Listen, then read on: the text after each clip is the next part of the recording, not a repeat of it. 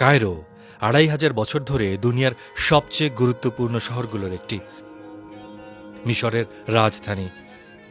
আজ যাচ্ছি মুসলিম বিশ্বের অন্যতম মর্যাদাপূর্ণ আল আজহার বিশ্ববিদ্যালয়ে। আমি এখন আছি ঐতিহাসিক আল আজহার মসজিদের ভেতরে। পুরনো কায়রোর একটি মসজিদের যাত্রা শুরু হয়ে এটি এখন একটি আধুনিক বিশ্ববিদ্যালয়। সেখানে পড়েন বাংলাদেশিরাও। কথা হবে তাদের একজনের সঙ্গে।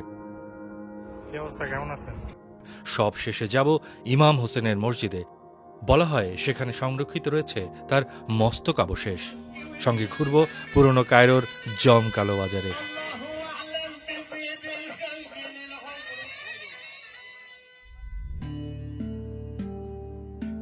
নীল নদের দেশ মিশর।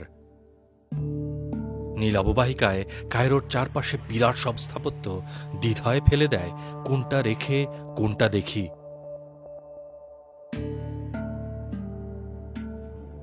এখানকার দেয়ালগুলোর কান আছে কিনা জানি না, তবে এখানে এসে কান পাতলেই আপনি শুনতে পাবেন কথা বলছে ৫০০০ বছরের ইতিহাস।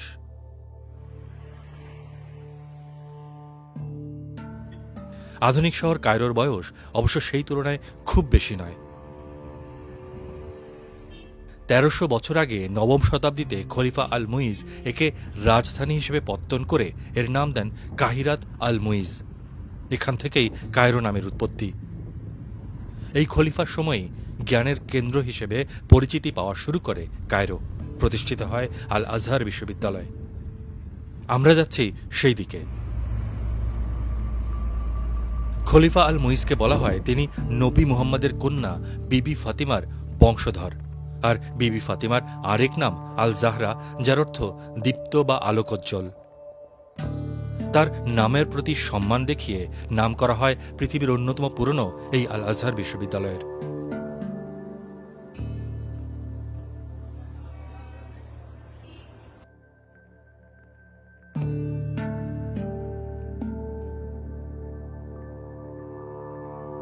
আমি এখন এই বিশ্ববিদ্যালয়ের আধুনিক ক্যাম্পাসে। এখানেই দেখা বাংলাদেশি ছাত্র মহিবুর রহমানের সঙ্গে। তিনি মাস্টার্সে পড়েন।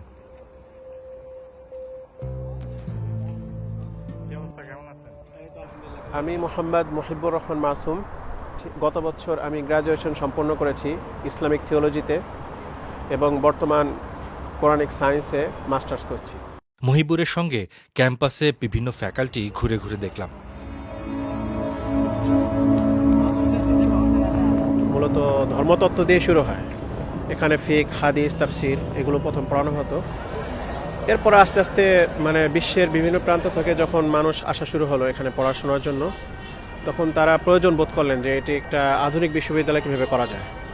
এভাবে সম্প্রসারণ হতে হতে এখন আজহার বিশ্ববিদ্যালয় প্রায় ৬২টি ফ্যাকাল্টি আছে। আধুনিক বলতে গেলে সবগুলো ফ্যাকাল্টির সমন্বয়ে আল আজহার বিশ্ববিদ্যালয় এখন আছে। কায়রো সহ বিভিন্ন জেলাতে আজহারের প্রায় ৫টির অধিক জায়গাতে আজহারের বিভিন্ন ক্যাম্পাস রয়েছে এবং ৫ লক্ষাধিক ছাত্রছাত্রী এখানে অধ্যয়ন করছে। এইখানে বাংলাদেশি স্টুডেন্ট কেমন আছে? ১,০০০-এর উপরে হবে বাংলাদেশি স্টুডেন্ট, এবং বাংলাদেশ সহ বিশ্বের বিভিন্ন প্রান্ত থেকে পড়তে আসা স্টুডেন্টের সংখ্যা প্রায় ১ লাখের উপরে।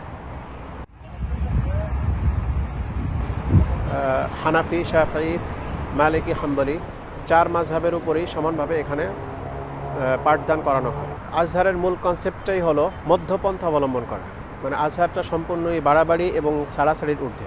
আল আজহারে যদি কেউ ইসলামী বিষয় নিয়ে সাবজেক্টে পড়তে চায় তাহলে তাকে অবশ্যই কোনো মাযহাবের অন্তর্ভুক্ত হতে হবে। মাযহাবের বাইরে গিয়ে তারা এটাকে অ্যাকসেপ্ট করে না। এটা আজহারের একটি কনসেপ্ট বলা যায়।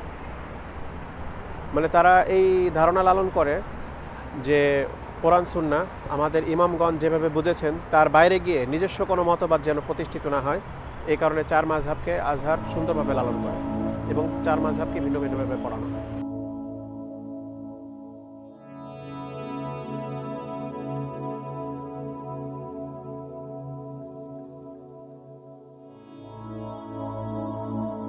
আধুনিক ক্যাম্পাস ঘোরা শেষে এবার মহিবুর আমাকে নিয়ে যাচ্ছেন সেই মসজিদে যেটি আজ থেকে ১০৫০ বছর আগে শুরু হয়েছিল খলিফা আল মুইজের আমলে। ইসলামিক মিশন সিটি মদিনাতুল মুবাররাকাতুল ইসলামিয়া, এখানে বিদেশি প্রায় ৫,০০০ ছাত্র এখানে থাকে, ছাত্রাবাস। এবং আপনার ডান পাশে যেটা হলো ইন্টারমিডিয়েট লেভেলের যে কলেজ, এটা হলো কলেজ আজহারের কলেজ। আর আপনার বাম পাশে দেখেন একটা মাঠ দেখা যাবে, এটা হলো বিদেশি ছাত্রদের খেলার মাঠ। আর ওই যে বড় বিল্ডিংটা দেখা যায়, ওইটা হলো আজহারের বড় লাইব্রেরি। আচ্ছা আচ্ছা।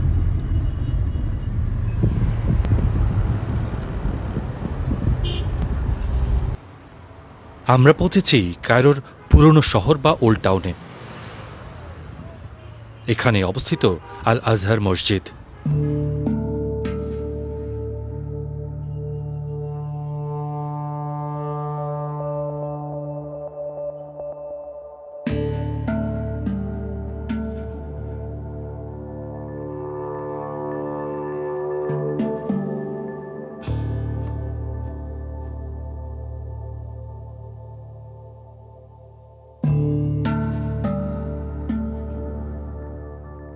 আমি এখন আছি ঐতিহাসিক আল আজহার মসজিদের ভেতরে। এখানেই শুরু হয়েছিল 970 খ্রিস্টাব্দে আল আজহার ইউনিভার্সিটি, যেটি আজ সারা পৃথিবী ব্যাপী বিখ্যাত এবং মুসলিম বিশ্বে খুবই জনপ্রিয় এবং খুবই মর্যাদাপূর্ণ একটি বিশ্ববিদ্যালয়।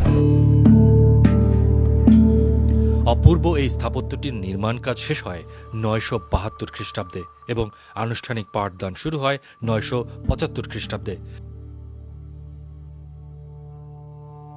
পরে মসজিদটির কিছু অংশ বাড়ানো হয়, পুনর্নির্মাণ করা হয়।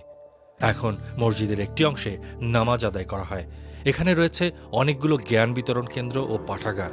মহিবুর বলেন, এখানে যে কেউ বিনামূল্যে পাঠ গ্রহণ করতে পারেন। يجعله ممتازا ما عداه وهو الذي يسمى بالتعليم। নামাজ পড়ার সাথে সাথে এখানে অনেকগুলো কার্যক্রম আছে। তোর মধ্যে উল্লেখযোগ্য যদি বলা যায় যে একটি ফতোয়া বোর্ড আছে।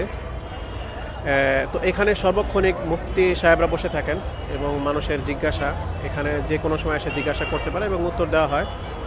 এবং আরও বিভিন্ন দিক আছে, যেমন যদি কেউ চায় যে বিভিন্ন বিষয়ে সে পাণ্ডিত্য অর্জন করতে পারবে, আকিদা, ফালসাফা, তাফসির, হাদিস, এরপরে মান্তিক, বিভিন্ন শাস্ত্র নিয়ে এখানে বিভিন্ন দর্স হতে থাকে, বিভিন্ন ক্লাস হতে থাকে আলাদা আলাদা ডক্টরদের।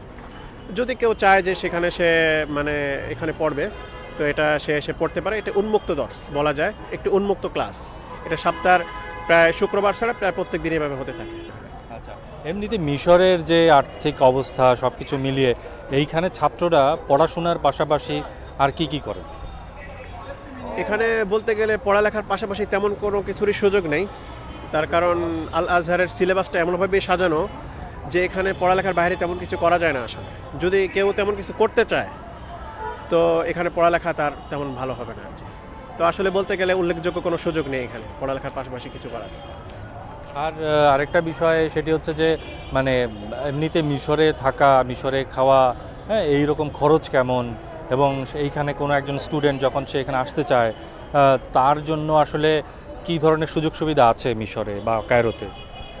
না, খরচ বলতে গেলে মিডিয়াম, অনেক বেশিও বলবো না। মানে এটা কি বাংলাদেশের মতো না বেশি?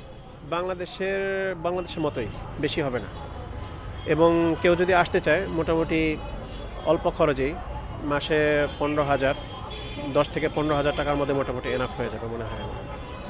আর এখানে যে ডর্ম আছে, ছাত্রাবাস আছে, মানে ছাত্রদের থাকার জায়গা, সেটি কেমন এবং সেইখানে সিট পাওয়া সব কিছু মিলে এগুলো কি সহজ?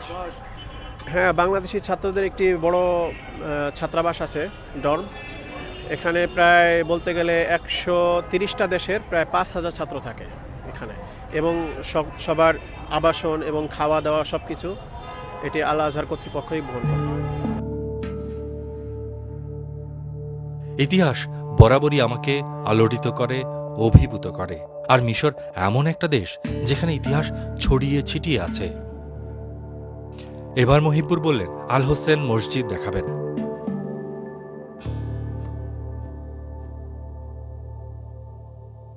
আল আজহার মসজিদ থেকে বের হয়ে রাস্তার ওপারে অল্প হাঁটলেই আল হোসেন মসজিদ বা জামে সৈয়দিনা হুসেইন। এমনিতে মিশরের শিয়া সম্প্রদায়ের মানুষ সংখ্যা লঘু হলেও এই মসজিদের কদর এখানে অনেক।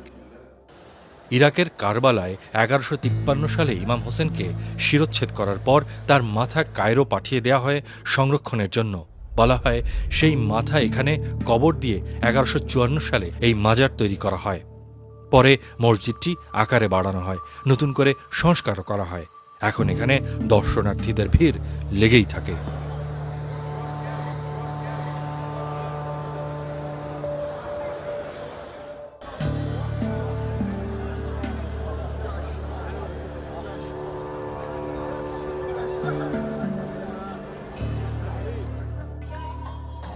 আল হোসেন মসজিদ থেকে বের হলেই চোখে পড়বে পুরনো এই বাজার বা সুক। লোকে লোকারণ্য এই স্থানটি হল ঐতিহাসিক খান আল খালিলি বাজার। 1300 থেকে 1600 শতাব্দীর মামলুকদের শাসনামলে এটি বাজার হিসেবে প্রতিষ্ঠিত হয়। মূলত খলিফা আল মুইজ বা তার ফাতিমিদ উত্তরাধিকারদের শাসনামলে এখানে প্রাসাদ ও প্রাসাদ চত্বর নির্মিত হয়। তার একটি অংশে পরে বসে এই বাজার।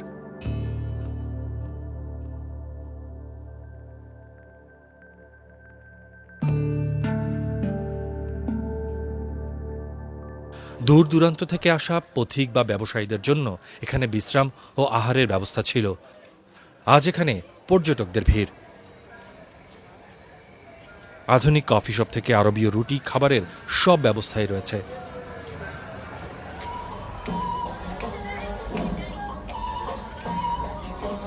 আছে পর্যটকদের সংগ্রহের জন্য নানা উপহার পণ্য।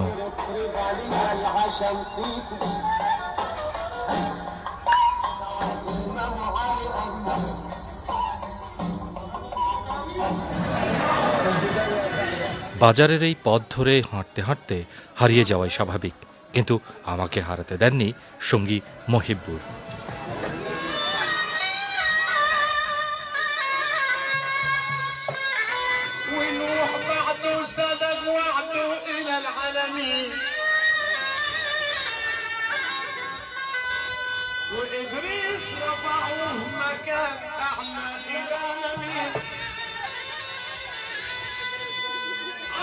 الخلافة 950 من عمره، عاش 900 خلاف 50 من عمره، في عهد الطوفان عم الكون وديانة، خلق مرة طاغت على الأرض من عمره، علشان خلفوا كلام الحق وديانة. الله أعلم بزيد الخلق من عمره، خلق قريب أولى، سيدنا لوط ندى لقومه الحبيب أولى. আপাতত চললাম গিজার দিকে, সেখানেই থাকবো রাতে। বিশালাকার পিরামিডগুলো দাঁড়িয়ে আছে আমাকে অভিবাদন জানাতে। পিরামিডে ঘোরার গল্প বলবো পরের পর্বে।